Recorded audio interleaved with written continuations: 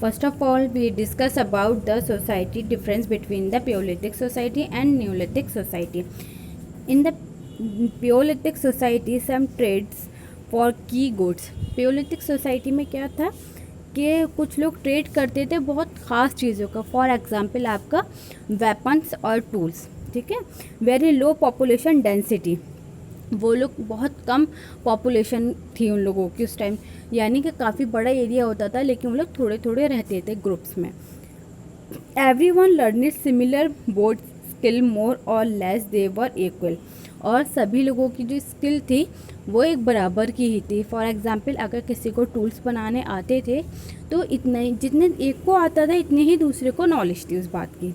Okay. Based on sharing. वो लोग किस पे बेस्ड थे? शेयरिंग पे बेस्ड करते रहते थे. In the neolithic age more trade including for status goods. Neolithic age में क्या हुआ, अब ज़्यादा ट्रेड होने लगा. अब खाली ख़ास चीज़ों के लिए ट्रेड नहीं होता था बल्कि दूसरी चीज़ों पे के लिए भी ट्रेड हो रहा था.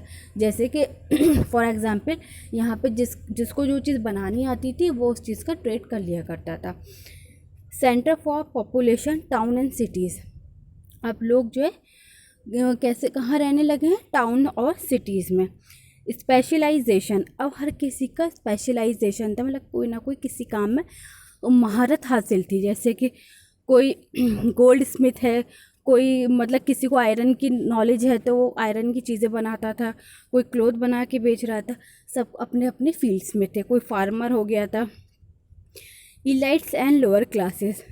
अब क्लासेस जो है डिवाइड हो गई थी, यानी कि अब लोग अमीर और गरीब लोग जो है स्टार्ट हो गए थे स्टेटस में भी, कि जैसे जिसका बिजनेस होता था वैसे ही उसका स्टेटस भी हो जाता था.